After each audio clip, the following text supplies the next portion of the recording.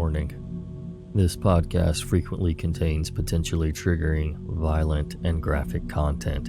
Listener discretion is highly advised.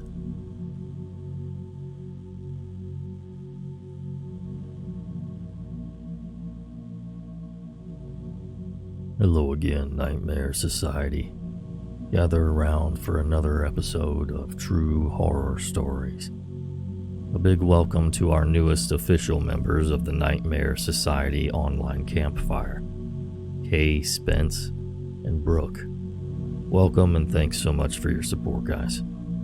For those of you who are not aware, we have a Patreon you can join with a bunch of different perks, and all the support over there helps us create more content for you. You can also support the podcast by sharing us on your social media and following us on ours at Nightmare Society Radio. Also, another big thanks goes to our contributors, user vinegarade and user vnavigator, who were kind enough to share their stories with us tonight. Now, get comfy and prepare yourself for another episode of the Nightmare Society.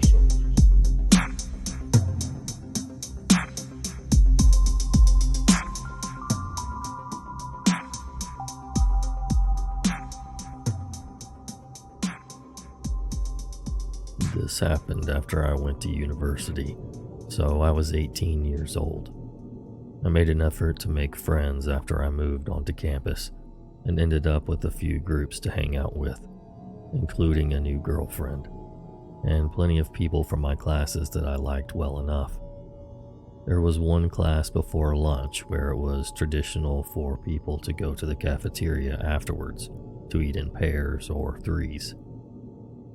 I wasn't very discerning about who I would have lunch with because I got on fine with most people from the class, and we were all trying to make an effort to be social. So when one girl, Lily, asked if I wanted to eat lunch together after that class, I didn't have any reason not to go. We talked about school and that kind of thing. Nothing noteworthy. But she did ask me to get lunch with her again the next week. It became a pattern, and there wasn't exactly a way to start saying no suddenly. It was fine, but it did mean I lost the chance to eat lunch with anyone else on those days. In hindsight, I suppose that was the point. One day in class, I asked someone if I could add them on social media. This happened right in front of Lily. I saw her face jerk towards me from a couple of seats over. It was such a sharp reaction that it was hard to ignore, and I still remember it. By the time I got home later that day, Lily had sent me a friend request. No friends in common. I don't know how she knew my last name. I was a bit surprised. But I guess she just dug through the university's social media pages and found me through there. It gave me a bad feeling, but surely it was fine. She ended up messaging me a lot and commenting on anything I posted. I told myself that she was just awkward, and we became friends, if not close. I had known worse people. She still always got me to go eat lunch with her after our one shared class. Other than that, we rarely spent time together in person. I saw her around sometimes, but I never went out of my way to hang out with her. So it was mostly online messaging and seeing each other in group settings. Coincidentally, my girlfriend was also called Lily. This was something that clearly bothered Lily. Not my girlfriend, who could not have found it less interesting. It's a common name. She occasionally hinted that she wanted my girlfriend to pick a different name, or joked about her not suiting it. She clearly didn't like my girlfriend at all, and I had an idea of why. It was hard to ignore by this point. Lily was starting to unsubtly hint that she had a crush on me. I tried not to address it, because what was I gonna say? I've never known what to do when a friend makes a pass at me. I was also not interested in the least. Even ignoring the weird stuff she pulled, Lily was not my type at all. She tended to dress and act in a way somewhere between a 50s housewife and one of those adults who's still obsessed with Disney princesses, if you can picture that. Things took an uncomfortable turn on the day of our last shared class of the year. Instead of asking me to lunch like she usually did, Lily asked if I'd go for a walk with her. Again, I didn't exactly know how to refuse, so I said okay. Our campus was bordered by a large patch of woodland. Lily led me to the woods, and the sounds of our fellow students slowly faded away. She sat down on a log and I joined her. She started talking about how she was going to miss me over the summer. I tried placating her, but I didn't want to be there, especially because she seemed almost on the verge of tears. I think I tried to make an excuse about having plans with my girlfriend, but before I could leave, Lily chose to kiss me without warning. It was uncomfortable, to say the least. I got out of there and was happy to think I wouldn't see her for quite a while. I came back to university after the summer, moving into a house with my friends. Without going off topic, there were some serious issues in my friend group, a lot of petty arguing, and worse. I broke up with my girlfriend around the start of that school year as well, and basically the whole mess made me recontextualize things with Lily, because it suddenly didn't seem as bad. That said, I didn't want to be alone with her. We mostly talked online. She was still constantly messaging me after all. One upside of everything was that I started dating a boy. Lily was not pleased to hear that news. I think she hoped to sneak in after I broke up with my girlfriend. But as I said before, that was never going to happen. There wasn't a big gap between my breakup and this new relationship. So I guess she must have thought she missed her chance to be with me. This is where the story gets bad. At this time, I was fairly active on Tumblr. I occasionally talked about my life, and mostly reblogged photos and stuff. I was on there one day when something odd happened. One of the blogs I followed had received an ask with some phrases I recognized. It took a second to register that it was taken from my About page. That made me freeze. I read the message properly. Someone was asking this completely random person to analyze a section of text from my page, asking for their opinion on the type of person who would write it. I cannot stress how messed up it was to see people talking about me like I was a character in a book they were trying to study. The reply was basically, "I don't know, sorry." But the important thing was that the question had not been anonymous. It linked to someone's blog. Obviously, I wanted to know who had taken such a bizarre interest in me. As far as I knew, no one in real life other than my boyfriend knew about my page. Well, no prizes for guessing who was behind it. What I found was like a shrine. She was using a fake name, but I recognized Lily all over that thing. It was the cutesy pink and red page. There were a few posts about her interests, but most of the content was focused on her primary interest, me. Most of the posts were about me. There were accounts of things I had done recently. He told me about such and such, he went to a nightclub recently, etc. As well as references to things from as far back as I'd known her.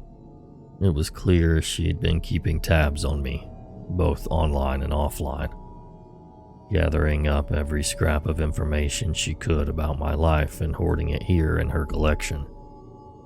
She talked about us eating lunch together, and how special our, quote, dates had been to her, as if it were anything more than acquaintances getting food after class. She talked about the time she had forcibly kissed me in the woods, but she wrote about it as if it had been mutual. She quoted lyrics from my favorite song and talked about how she'd always be there for me, no matter who else came into my life.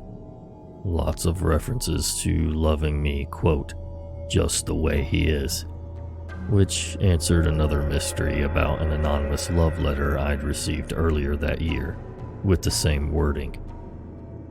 It got worse. There were a lot of posts about my boyfriend as well. These were not so nice. They got vicious, talking about how he didn't deserve me. He didn't know what he had. If she was with me, she'd be jealous of anyone else who came near me. So my boyfriend not being a jealous person meant he did not love me. It was angry and hateful. I didn't like to think about the sort of person who could write so obsessively being fixated on me. One thing that didn't make sense at first was that the blog also made plenty of references to Lily's best friend, Steven. She had never mentioned this person to me. Her posts talked a lot about Steven and how great a friend he was, and how much fun they had together, how he looked out for her, etc. I was trying to work out whether this was an online friend, when one specific post made it all click. She had posted a photo and captioned it with, "Steven sent this to me. He knew I would like it and I love it," or something like that. The problem was the photo was taken from my own page. I had not sent it to her. She took it from my page and then claimed this fictional best friend of hers shared it with her, because in her head, she had split me into two people. In her messed up fantasy life, I was both the perfect best friend who was always looking out for her, and her soulmate who was bound to end up with her when I finally got over my boyfriend and all of the other, quote, easy girls I hung out with that she made dozens of posts complaining about. Who was she complaining to? Oh, Lily had an audience. She asked open questions about me and her, quote, relationship with me, and got messages back from her followers. People who took what she said at face value. I saw a bunch of random people agreeing with this stalker that my boyfriend did not deserve me, and we were bound to break up soon so I could be with Lily, the person I was clearly supposed to be with. She had this fake fan fiction version of my life up for anyone to share their opinion on, and she'd made herself out to be the hero of it all.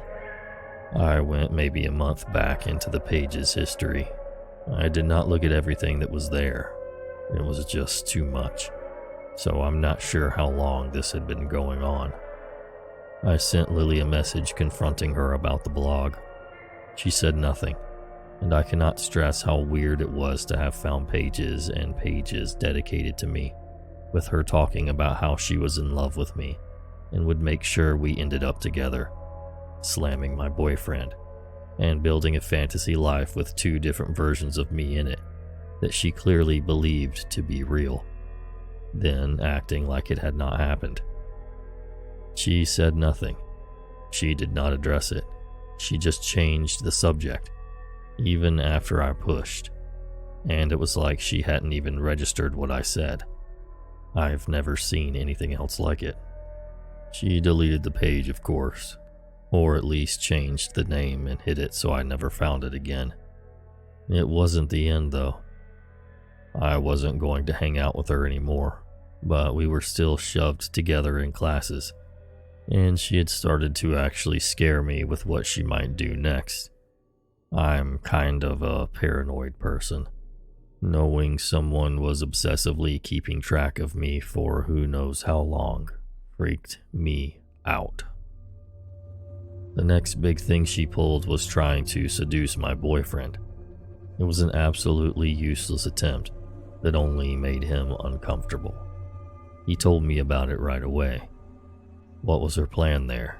Did she hope to tell me he cheated and wait for me to break up with him? Why would I want her after that? When that didn't work out for her, she tried hitting on 3 of my other friends. None of them took the bait. She ended up dating one of my former housemates for a while, but made sure to send me messages while they were together, letting me know she'd rather be with me. No thanks. Lily made sure to stay in my life the whole time I was at university. There was a time when I tried to pull away from her, and she ended up starting rumors about me and damaging a career opportunity I had put a lot of work into. I don't know what else she did behind my back, but it made me realize it was safer to let her think she was part of my life while ignoring her, rather than doing something that would cause her to get angry. After I graduated, Lily still wanted to spend time together, but I knew I didn't have to now. I made excuses about work and barely talked to her after that point. I almost entirely stopped posting on social media that I knew she knew about. Of course, she didn't give up that easily. She tried to start conversations, asked me to meet up with her. Attempts I usually ignored. I didn't like to think she was still tracking me online, but she probably was. I don't know how, but she would occasionally reference things I mentioned online somewhere she should not have known about. The last time we had a real conversation, she sent me a message out of nowhere. We hadn't spoken at all in months, and we had not talked about anything serious in a much longer time than that. Thinking about that conversation still makes my skin crawl, but I'll summarize what happened. At first, she asked me some questions about how long had I known that I was queer. I told her some basic stuff, the kind of thing I'd tell anyone who asked. Then she changed the subject. She started talking about how would I feel about her if she was a boy, about wanting to be a boy for me. The messages quickly became fetishistic. She went into plenty of detail about fantasies she had of the 2 of us. Again, we were not friends at this point. We'd never been especially close, at least not from my perspective, and we had barely spoken for years. I can't imagine sending messages like that to even a close friend, let alone someone who barely knows you. I tried telling her not to pull this crap with me, but she decided to change tactics. She sent photos of herself, followed by a bunch of messages, maybe 4 or 5 a minute, way too fast for me to reply before the next one arrived, basically quoting back what I had told her about myself and my past earlier. She was telling me these things as if they had happened to her. She was role-playing as me. The worst part was that she seemed to believe it was real, that those things actually had happened to her, even when she was quoting me word for word. Things I had told her only hours before were now her life. It was like she was trying to absorb my history, to take it over, to make my life part of her. Yeah, I didn't talk to her again after that. I ignored future attempts she made to talk to me, and I eventually silently deleted her from the inactive social media, which was her only real way of contacting me. I really thought she might finally move on. A few days later, she sent me a friend request. It's sitting there unanswered, because I know if I delete it, she'll only send another one. Lily and I met nearly 12 years ago. This story is just the highlights. And even then, it's only the stuff I know about for sure. A lot happened behind my back. I know it did. So, to the girl who spent 12 years obsessing over me, fetishizing me, stalking me, and harassing me, let's not meet again. The fantasy life you built for the 2 of us in your head is the only place you'll be seeing me anytime soon.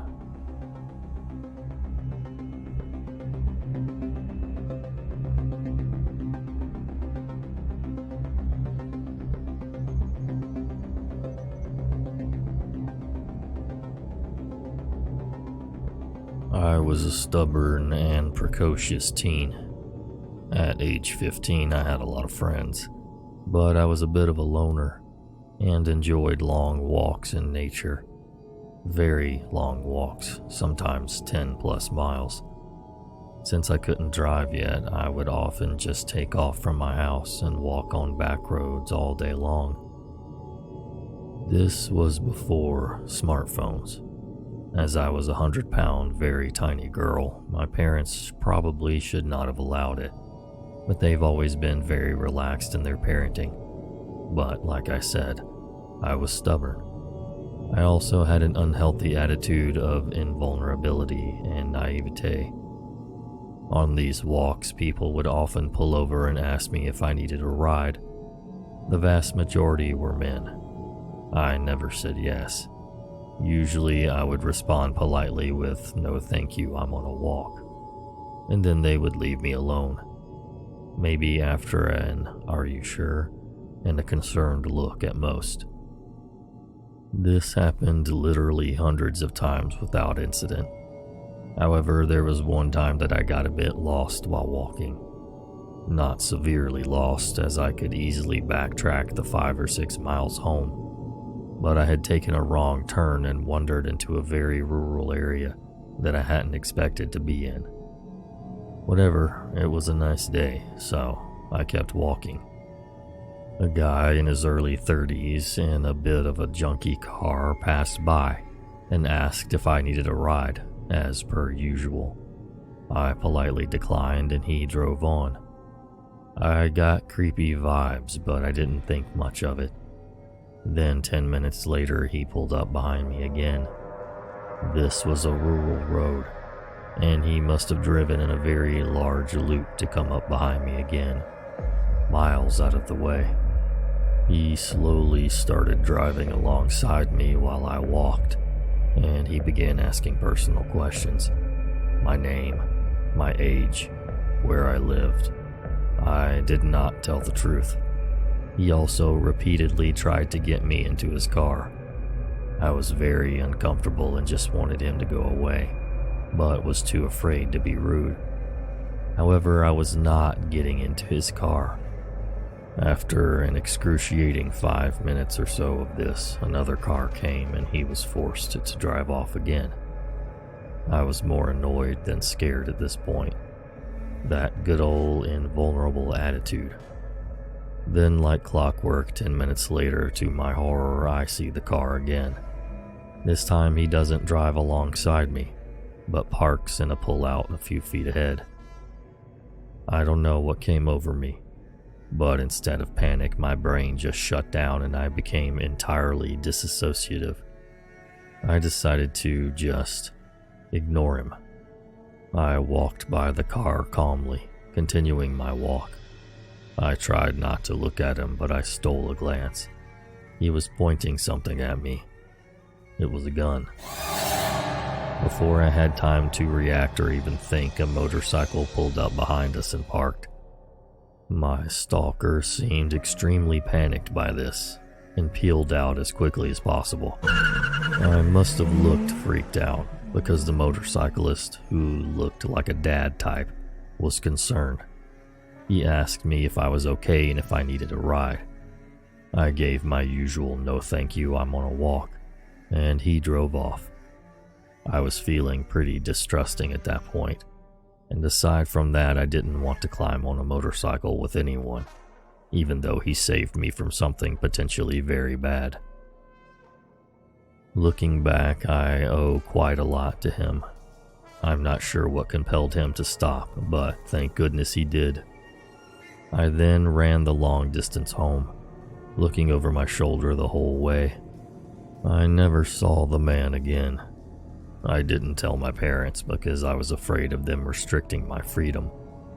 I still took my long walks, but not again in that area, until a popular nature reserve was opened there years later. So, to the creepy guy who really wanted me to get into his car, let's not meet.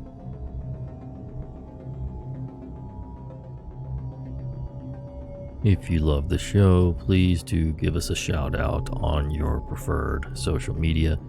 And if your podcast app gives you the ability to review, please do leave us a review. It's helpful. Again, you can find us on patreon.com/Nightmare Society, and we also have a merch store. It's on threadless.com, and the links to all of these will be in the description. Lastly, please head over to Instagram and follow us at Nightmare Society Radio.